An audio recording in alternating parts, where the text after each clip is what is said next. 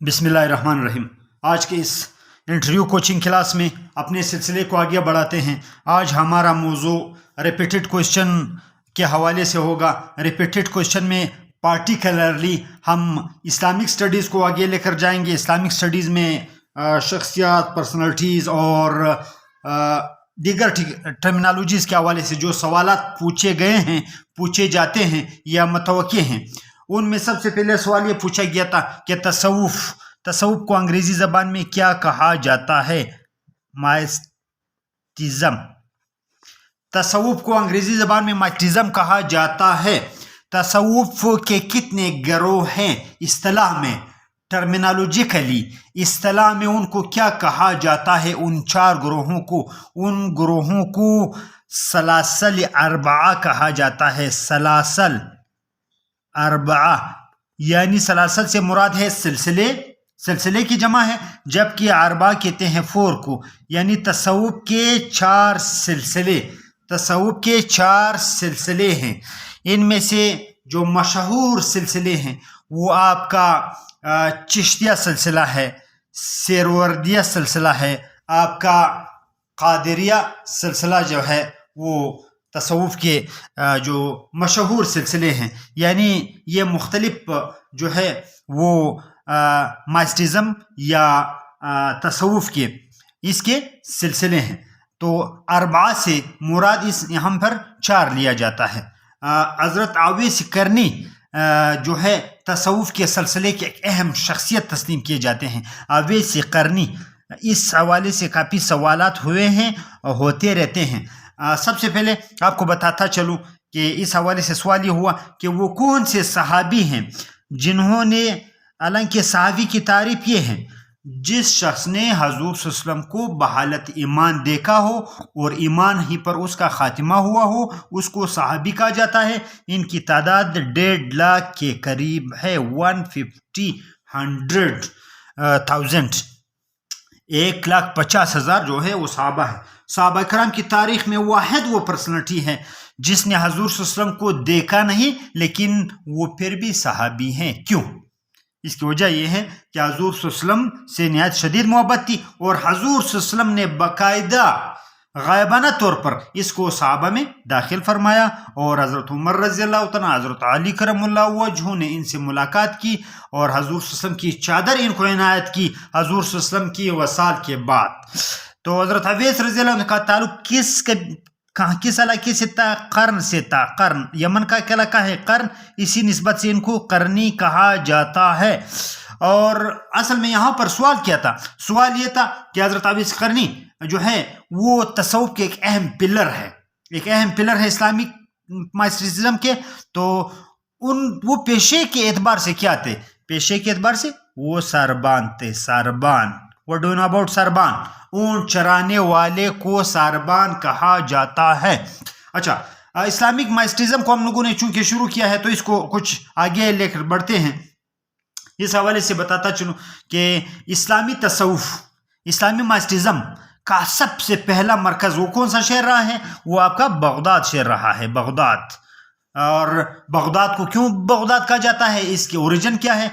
क्योंकि यहाँ पर कदीम ज़माने में एक बाग हुआ करता था और बाग का मालिक निहायत जो है वो सखी शख्स था, निहायत जनरस शख्स था, जनरसिटी उसमें ज़्यादा थी। तो इसका बाग जो है वो हर आम और ख़ास के लिए खुला रहता था। लोग वहाँ पर फ्रूट इस्तेमाल करते थे, उसके साये इस्तेमाल करते थे। तो इसका नाम बागदाद मशहूर हुआ, यानी देने वाला बाग। बाद में with the passage of time ये बगदाद बन गया, बगदाद। तो बताता चलूँ, इमाम इब्न तैमिया बहुत बड़ा नाम है इस्लामी फ़िक़्ह का, इस्लामी तसव्वुफ का, इस्लामी शरीयत का निहायत बड़ा काम किया है। इनका असल नाम क्या था? इमाम इब्न तैमिया बहुत बड़े फिलासफर रहे हैं इस्लाम की हिस्ट्री के। तो इनका असल नाम जो है वो तक़ीउद्दीन था। तक़ीउद्दीन इनका असल नाम तक़ीउद्दीन था और इनकी कुनियत जो थी वो अबुल अब्बास अहमद थी। अबुल अब्बास अहमद। आज मेरा ये ख्याल है कि चूँकि स्टार्ट माइस्टिज़म से लिया है तो माइस्टिज़म को जो है वो चलाते हैं। माइस्टिज़म में आगे بڑھنے سے پہلے آپ کو بتاتا چلوں کہ 4 میں نے بتائے تھے آپ کے اس سلاسل کے اس سلسلے قادریہ، سہروردیہ، نقشبندیہ اور جو ہے وہ چشتیہ، یہ 4 سلسلے ہیں. یہ 4 سلسلے ہیں. ایک بار پھر ریپیٹ کرتا ہوں، قادریہ سلسلہ ہے، چشتیہ سلسلہ ہے، اور سہروردیہ سلسلہ ہے، اس کا سہروردیہ سلسلہ، اور نقشبندیہ سلسلہ جو ہے. پیرانی پیر کا لفظ پیر کا لفظ تصوف سے ریلیٹڈ ہے. جو صوفی ہوتے ہیں ان کو پیر بھی کہا جاتا ہے. اور پیرانی پیر یعنی صوفیوں کا صوفی، دا فادر آف مائسٹرزم انگلش میں آپ کہہ سکتے ہیں. کس کو کہا جاتا ہے پیرانی پیر؟ کس کو کہا گیا ہے تاریخ اسلام میں؟ تاریخ اسلام میں، تصوف کی تاریخ میں شیخ عبد القادر جیلانی، شیخ عبد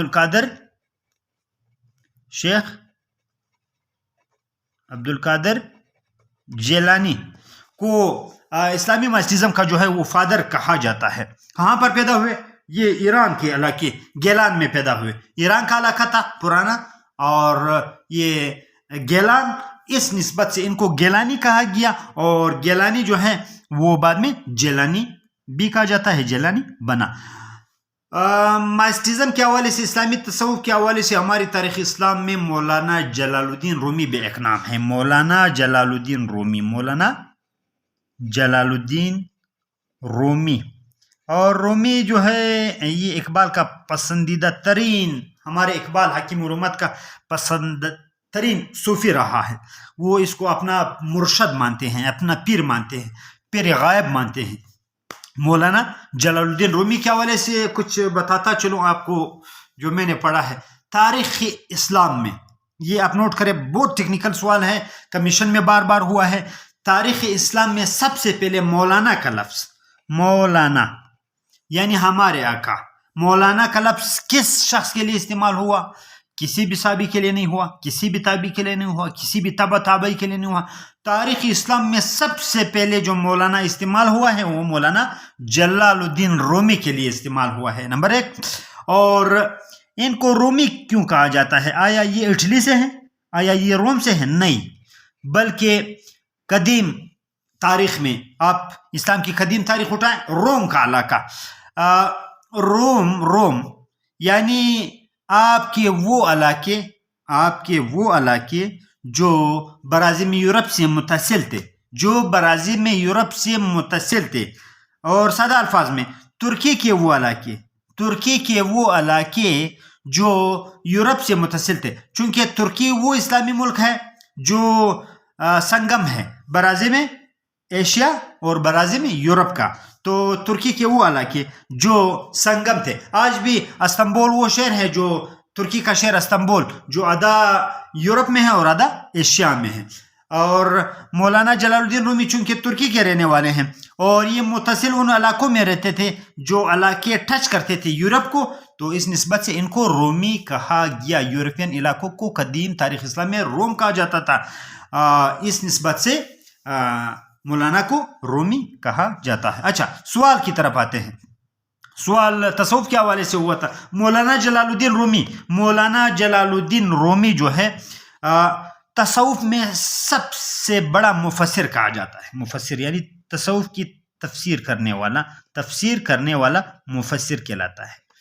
سوال کیا ہے؟ سوال یہ ہے، اگر آپ سے پوچھا گیا کہ اسلامی تصوف کا سب سے بڑا مفسر کسے سمجھا جاتا ہے، کسے کہا جاتا ہے، تو وہ آپ کا مولانا جلال الدین رومی ہے.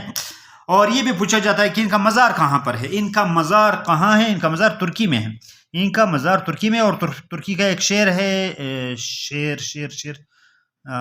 ہو سکتا ہے میرے ذہن میں پھر آ جائے. ترکی کا ایک شہر کونیا میں ہے. ان کا مزار ترکی کے شہر کونیا میں واقع ہے. مزید آگے چلتے ہیں. ہمارے برصغیر میں تصوف کے حوالے سے جو ہے وہ بھی کافی سوالات جو ہیں وہ ہوتے رہتے ہیں، ہوئے ہیں. برصغیر میں تصوف کے حوالے سے ہمارے مجدد الفسانی رحمۃ اللہ علیہ، اور اس کے علاوہ آپ کے شاہ ولی اللہ رحمۃ اللہ علیہ جو ہے وہ ان کے حوالے سے پوچھا جاتا ہے. حضرت شاہ ولی اللہ، ان کا اصل نام کیا تھا؟ ان کا اصل نام قطب الدین تھا. قطب الدین. اور پوچھا یہ جاتا ہے شاہ ولی اللہ رحمۃ اللہ علیہ کہاں پیدا ہوئے؟ دہلی میں پیدا. کہاں پیدا ہوئے؟ دہلوی ہیں. کہاں پر پیدا ہوئے؟ شاہ ولی اللہ رحمۃ اللہ علیہ دہلی میں پیدا ہوئے. اور تصوف کے حوالے سے سوال یہ ہوتا ہے حجت الاسلام. حجت الاسلام، حجت سے مراد کیا ہے؟ جہاں پر بھی حجت کا لفظ آ جائے حجت، ایک حجت الوداع ہے، ایک حجت ہے. اس کے حوالے سے کچھ آپ جو ہے وہ ٹیکنیکل سوال ہے. حجت اور حجت اگر یہاں پر پیش آ جائے تو اس سے مراد ہے دلیل، اگر یہاں پر زبر آ جائے تو اس سے مراد ہے حج. حضور صلی اللہ علیہ وسلم کے آخری حج کو حجت الوداع کہا جاتا ہے، جبکہ حجت سے مراد ہے دلیل. حجت الاسلام کس کا لقب ہے؟ کس صوفی کا، کس بزرگ کا؟ تو بتاتا چلوں امام غزالی رحمۃ اللہ علیہ. امام غزالی کا جو لقب ہے وہ حجت الاسلام ہے. کیا ہے؟ حجت الاسلام. ان کو کیوں غزالی کہا جاتا ہے یہ بھی بتاتا چلوں. چونکہ ان کے والدین کا آبائی پیشہ جو تھا وہ غزالی تھا. غزالی کیا کہتے ہیں؟ کپڑا بننا اور اس کے علاوہ مختلف کمبل بننا، کمبل بنانا، ویونگ. اس کو ویونگ کہا جاتا ہے انگریزی میں. ویونگ یعنی کمبل بننا. پرانے زمانے میں یہ کمبل وغیرہ اور کپڑے بنے جاتے تھے، آج کل تو یہ کام مشین سے ہوتا ہے. تو اس نسبت سے ان کو غزالی کہا جاتا ہے. آج کے ہمارے لیکچر کو یہاں پر روکتے ہیں. مزید یہ سلسلہ انشاءاللہ آپ کا چلتا رہے گا.